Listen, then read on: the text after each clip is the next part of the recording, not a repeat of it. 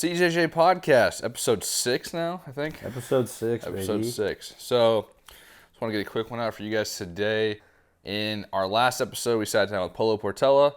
Polo told us a story about how at his junior college, Sacramento City College, he gained some velo.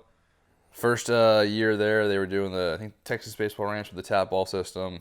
And then his second year, they transitioned to driveline. But both similar stuff as far as weight implements and throwing goes.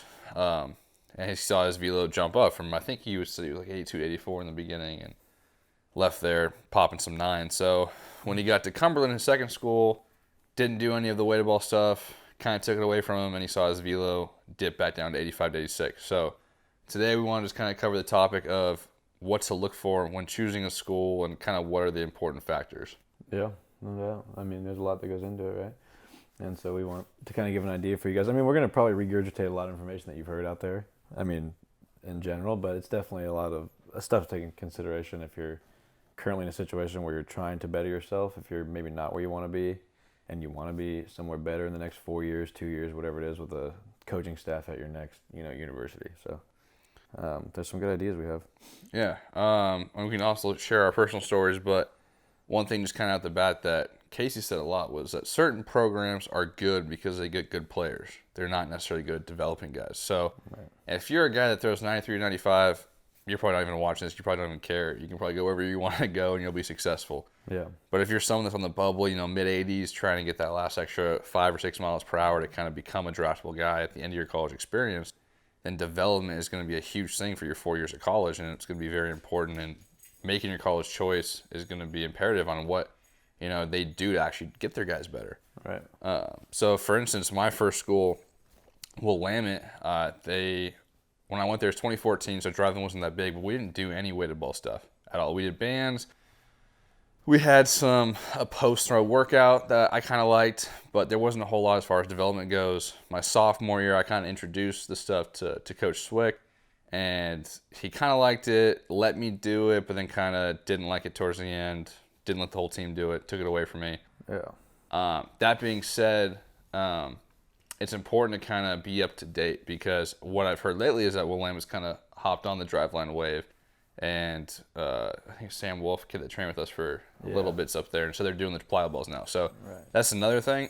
You can't just kind of go off of tradition or what schools have done or what coaches have done, 5 years ago. You kind of got to be up to date and check in and find out what they're actually doing today at practice. Yeah. But that being said, when I left Willamette, I went to Consumers River College. Kind of under the impression that I was going to be able to do the driveline stuff. In the fall, they let us do it on our own time. Steve and I would get there about 30 minutes early. Pretty brief. Would do abbreviated version of it. Yeah. I'd bring out the shoulder tube. I don't even think I brought out wrist weights. No, I think we just had the balls, shoulder tube, and bands. We do the shoulder. We do the balls against the bathroom, but like 30 minutes. Yeah, during the season, they basically took that away from us too. Yeah, it was gone. Which definitely set me back, set you back too. Set me back by a mile. So it's kind of going back. I almost wish I didn't go to CRC for that reason and just train instead. But that being said, when I went to Westmont for my last 2 years, I made the decision based on knowing that they had done driveline, knowing that their everyday practice was literally the driveline program. The pitchers would show up, they go through a dynamic, we'd do a foam roll, we'd go through bands, we'd go through shoulder tube, wrist weights, throw plyos based, on what you had for that day. So bullpen, the plyos might take longer than a recovery day. Play catch. If you had a bullpen that day, you'd throw it and then go through your recovery circuit and then do a little bit of running, like maybe 10 sprints. And for most days, in the fall especially, pitchers were able to leave after that. And we'd go and get our lift on or whatever it was. Recover, You guys it was well integrated at that point for you guys. Yeah. It was 17, right? Yeah, 2017, 2018. So that was the main reason I went there. And being able to do that every day at practice felt surreal. It was definitely not what I was used to. And it was huge and helped me kind of get to that next level. My baseball career didn't pan out, but at Westmont's where I hit 91 for the first time, and it gave me every opportunity to succeed. So I knew I wanted that over another school that might have either a higher standard as far as they are more well-respected as far as they're considered a better baseball school, or they have more talent, or they're D2 or D1 have NAI or whatever it may be. There's 60,000 kids here, that's a big school. The most important thing to me was that development. I think same goes for you when you chose Jessup. Yeah, I chose a small school as well, and it was with Jake McKinley, who's currently the pitching coordinator with the Brewers, he had called me about a small school he was going to, and my main question for people at the time was, probably like a lot of you guys, was, well, can I do what I've been doing that's made me better, that I can prove to you guys has made me better? Because I have data from people in our case was that Driveline. I could get the data and show you where I was about a year ago and where I am now, and here's why it went bad. And I think this is why it went well with these guys. And, that was my question, was, do you guys do Driveline? I was pretty biased to Driveline. That's why I trained. That's why I excelled. And Jake was a guy that I was going to touch on his point about the coaches for you guys too. Jake was somebody that called me, and when I went to Jessup, he was kind of asking me questions as well about what I did, at Driveline as far as, for his learning and to help me learn better by kind of giving my insight on it. And he was also somebody to go on that he told me a story about in 2015 fall and going to 16 spring when I believe was a time where somebody had brought the plow balls to the field at Menlo College, and he told me that he dove into the whole program and he did it himself so he could feel and test and see what this was all about and if it was something he could incorporate for his athletes, to win a championship. That's what he wanted to do, was win. And it wasn't like a lot of people at the time who felt that baseball didn't need this was ridiculous, with no true data behind it. They were saying baseball doesn't need this, pitchers are going to get hurt, all the stuff you hear. But that was the first time I kind of got the side of him where it was like, okay, he's going into this stuff and he's really diving in, he's testing his body and he's seeing how it feels, and he's going to he's going to give it to his players, and his players are going to respond in a certain way, and it worked out for them. They were a hell of a team. They had some big arms, and that's just one piece of the puzzle. But it's like at Westmont too. I remember when we were up there in 2016, I think your coaching staff had gone up there, one member of your coaching staff, right? And all the players went, and they went up there to learn, with the purpose to learn and to bring back, what they thought was important and where baseball was going, recruiting. And it helps you get guys that are absolute dogs. I mean, You can recruit guys that are going to Kent, Washington, for example, to train for extended periods of time. When the weather's not that great, it's a small location, but they're just to work their asses off. I think that plays a huge role as a coach when you're like, okay, I can get these guys, and now I understand it to a point where I can execute on it. And that's like it was Westmont. I remember a lot of your teammates being up there. Well, your future teammates. Right. And it was like, okay, this is somewhere I want to go. It's like, why wouldn't I want to go there? I think we had 13 guys there that summer. Yeah, and the coach was there, and it was like, okay, these coaches, what they're doing is they're learning. This coach, for example, at Westmont, they're learning, they're asking questions, they're getting information from what is now a top baseball facility in the country, probably the world, honestly. And then they're going back to Santa Barbara, California, and they are implementing. That's the key. That's kind of what we wanted to talk about with you guys. These things are being implemented, and you as a player can ask questions and in real time see what's happening to you, And I think that speaks, levels to what Westmont did that summer, which was huge. Yeah. There's all types of coaches out there, and we played for a wide variety of them. And not that the coach that didn't do Driveline I played for were all bad. Like, I've taken good things from all of them. But some of the best examples, it's just kind of what type of coach you're going to play for. One, like what you said with Jake McKinley, he actually did the program. Mm-hmm. We had a guy here that coaches for our local high school, Wood Creek High School, that came into the program here at OA for a whole month. Summer, Joel Manfredi, with the sole purpose of just so that he could understand the program better to teach to his guys, which I thought was fantastic. And then one other example is when I was at Willamette, one of our assistant coaches, Matt Kozdurka, who's now the head coach at Lewis and Clark in Portland. Right. He was a pitcher when he played, but he was kind of handling our infielders and the catchers. So he had a vast, of knowledge, but there were certain things he didn't know, which he was fine admitting. And if you asked him a question about something he didn't know, he would tell you, hey, I'm not sure. Let me get back to you tomorrow. And then he would go home, do his research. He had a bunch of baseball connects, hit up his buddies, ask them different questions. The questions like, if you're like, hey, what do I do on a ground ball to my right? I'm a shortstop, whatever it is. And he would come back and be like, all right, Steven, here's 3 ways I found to do it. Mm-hmm. Let's try all 3 and see which one works best for you. It's huge. Which was, I'd never seen that. No, it's unbelievable. Type of coaching. It was usually, the most of the coaches I was used to was, hey, you're going to do it my way or you're not going to play for me. Yeah, you have one way to do it. It's how it's always been done, and good luck. If it doesn't work for you, I'll get somebody else. Yeah. Which is tough, This is to kind of tell you guys that those type of coaches are out there. They exist, too. And when you're looking at a school to go to for college, what kind of coach you play for is going to be huge. What you do on a day-to-day basis as far as practice goes is going to be huge. And we kind of are highlighting Driveline, but there's a million factors that might be more important to you than Driveline. Yeah. For instance, Some schools lift at 6 a.m. Steel blanket. Some schools lift at 6 a.m. Yeah. Some don't. Yeah, I mean, they do a bunch of stuff. There's early work. There's, it's all gonna be different, right? I mean, the scope of things and how they go about their business. But I think, yeah, you as a player, like you're saying, if you go on these visits, which you're probably going to do, if you're in that scenario, your job, I think, is to ask really good questions. So you need to be prepared for these trips, and you don't have to be rude about them. You don't have to go in there and say, "Hey, man, well, I've done this, and I'm right," no, just kind of, relay the information to them that, hey, this is me as a player, and this is what I like to do, and this is what has seen work for me, and these are the guys that are in my corner, for example, wherever you train at, or whatever, and this is what I would like to continue doing. Do you do some sort of, can we do this here? Can you implement this? Not just for me, but maybe for the team. What do you guys do? What's your player development look like? And then the coach is going to be like, oh, wow, this kid is on top of it. He knows what he wants to do. And sometimes they're going to be like, you know what, man? We don't do any of that BS. F that. Baseball will never change. I'm going to have you do 6 bullpens a week.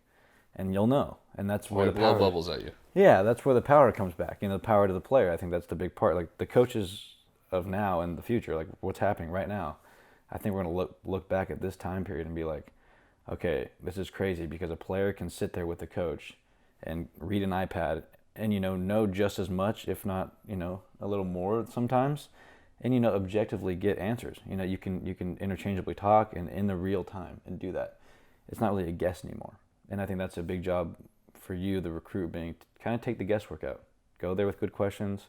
Go there and ask, what will the next 4 or 2 years look like for you? Because your end goal is probably to play pro baseball. Right. And if they agree with you, and they should be able to tell you, here's exactly what happens on a day in, day out basis for the next 8 months. That's what I think is important. So it's huge to be able to communicate that. Yeah. And again, as he said, like, we're not telling you to go in there and kind of start accusing coaches of bad things or anything like that. Like, don't be rude. But at the same time, where you go to school, you're most likely going to spend 4 years of your life. It's going to be a very critical time as far as you're developing. Like, you're actually kind of filling out your body. Yep. You're getting to the point where now we're going to play some top-level baseball. If you're playing college ball, you're probably decent.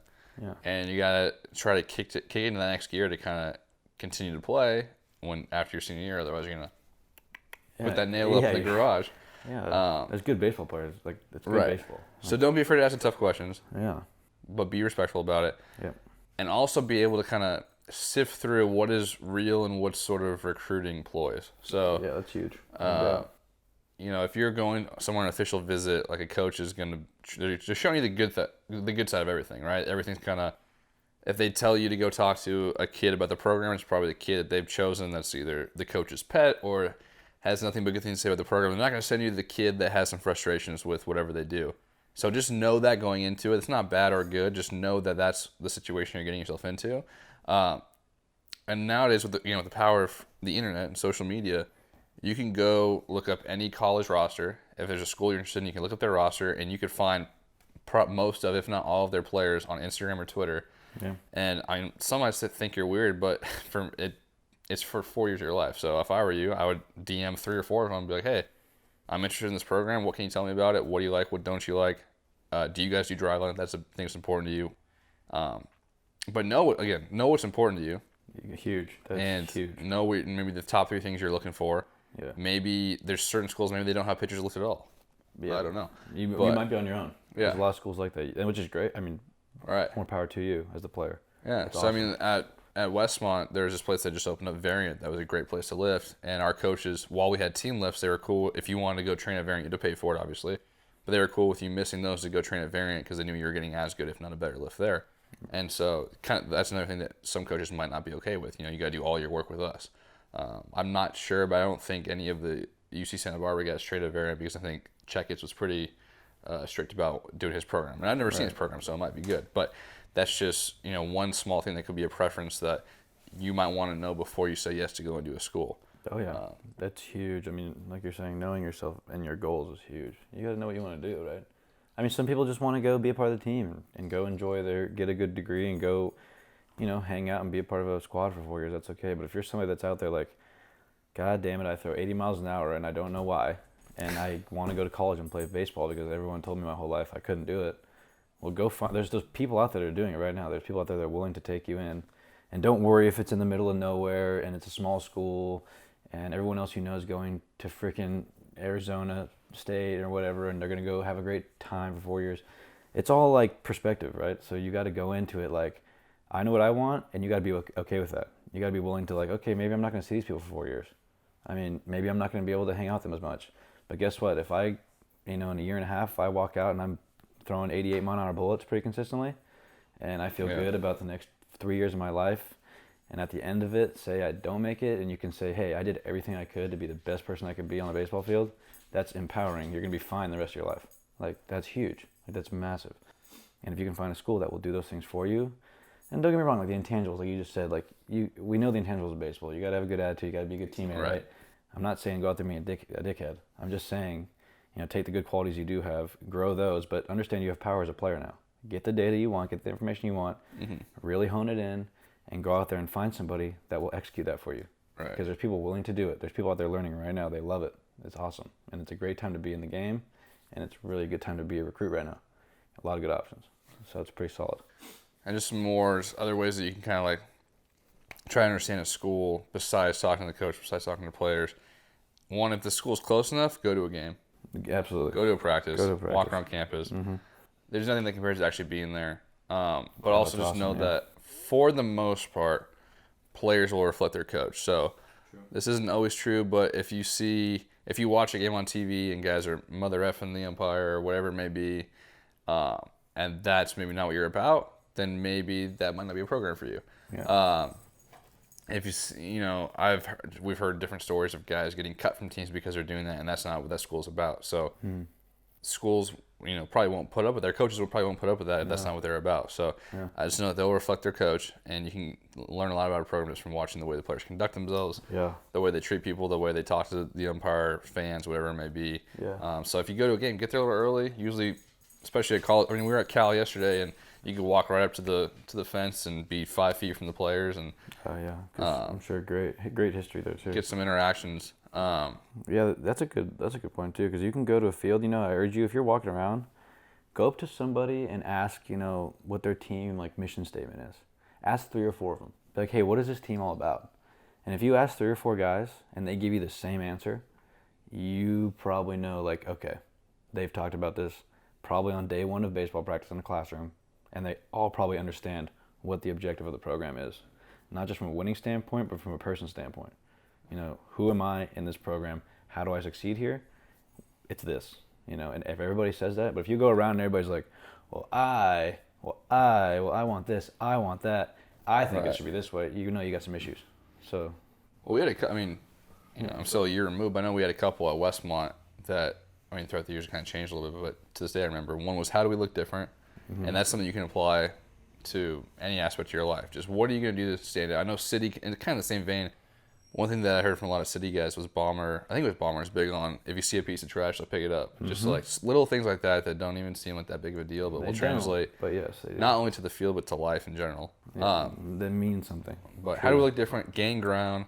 And then there's a mountain behind our field, and we just always had the visual of we're trying to climb that mountain. Yeah. So it's just a constant, daily reminder to kind of try to be better and try to gain that ground one step forward in the right direction. No doubt. Well, that's huge, right? Everyone on the team knew that, and that was definitely some things that we could rally behind. You could all look up after a game and be like, well, there's one win, there's the mountain. Or one step ahead. It's awesome. It helps you a lot. And one of the last things I want to say is also kind of keep up with it, because Driveline at one point had a list, I think 15 or 16 schools that would implement Driveline programming and stuff. Yeah. And that was huge because it was helping guys kind of know before they committed to a school if they were going to be able to do their type of training and their type of preparation for a game with the Driveline equipment. However, times are always changing. Coaches are shifting around. Coaches are changing their mind about whether or not to do Driveline. So you got to kind of check in. I know Wake Forest, I believe, used to be a huge Driveline school. I'm not sure if they still are, but I think that was because of Coach Hobbs. Now Hobbs is at Arkansas. So I don't know if Arkansas was before him, but I know Arkansas is a huge school now. Yeah. Oregon State used to be one of the biggest Driveline schools out there with Yeski and Pat Casey. And now Yeski's at Arizona and Casey's retired and Canham's the coach now. And I'm not 100%. I don't think they do as much, if any, Driveline stuff. But when you guys getting recruited, find out for us. Yeah. But that's just my point. Ask so you can't. Question. Like when we were at junior college like 2 or 3 years ago, I was like, wow, Oregon State would be the coolest place ever. I used to watch frickin' Heimlich and all those guys on TV all the time. And I don't know if they won it that year. They got to the World Series, but you'd see them doing the plyo balls on TV. You see them posting pictures, doing the wrist weights, the whole driveline program. And so in my head, Oregon State was like the epitome of a driveline school. And now I don't think they do it. They do it very little, if at all. So yeah, if at all. I agree. Just kind of keep your finger on the pulse.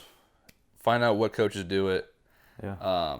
And again, this goes for anything. So if driveline is something that's important to you, maybe it's lifting as a team, maybe it's the core velocity belt, whatever tool is out there that Pitch you design, like. you know, what is it? Rapsodo. What do you want out of it? You know? Certain schools like Rapsodo, some don't. I know like Cal Poly's got Mangelsdorf and other guys that are running the Rapsodo, running the TrackMan, like, going over data, breaking stuff down. Like that's tight. At least I think so. That's important. You know what's important to you. Know yourself as a player. Get educated. I mean, hello, we have the internet. Get on it. I mean, go read something. Challenge yourself a little bit. Go ask a coach. It's 4 years of your life. It's really important. I mean, it's going to be huge. You'll be surprised. So I agree. I mean, there's a lot of good stuff to take away. I mean, you can find these conversations all over the internet too. Yeah. Podcasts, whatever. Yeah. I'm sure we've kind of missed some things, but I guess just in conclusion, when you're looking at a school, remember that you are going to spend 4 years of your life there, probably, unless you transfer, which we did. Yeah, but if you're going to spend 4 years of your life there, you might want to sit down with yourself, find out what the 2 or 3 things that are most important to you. For me, it was driveline training. Same. Maybe something different for you. Find out what those are, and then find a way. If you have a want to go find out if a school does it, you'll be able to find out. Yeah. Whether it's talking to the coach, go watching a practice, DMing a kid on Instagram, looking at Twitter talking to people that have played there maybe the year or two beforehand, just make sure it's the same coach. Yeah. But especially guys that are recent graduates, I don't think I've touched on this yet, but if someone's a recent graduate of a school, they no longer have any, ties to it. They're not partial. They're impartial because if you talk to a kid there, they're still kind of hanging over like, oh, this coach has control of my playing time, so I don't want to say anything. They could be upset right now. Bad. Who knows? Yeah. So if someone that is removed from the situation but was in it might be able to tell you a little bit more truth as far as what actually goes on there. Just kind of taking as much information as you can. Research, baby. Sift through it, research, find out what's important to you, make a decision. Good luck. Good luck. I'm sure there's some things we missed, but if you have any further questions, let us know. Yeah, DM us. And that's that. Cool. Tight. Peace. Peace out.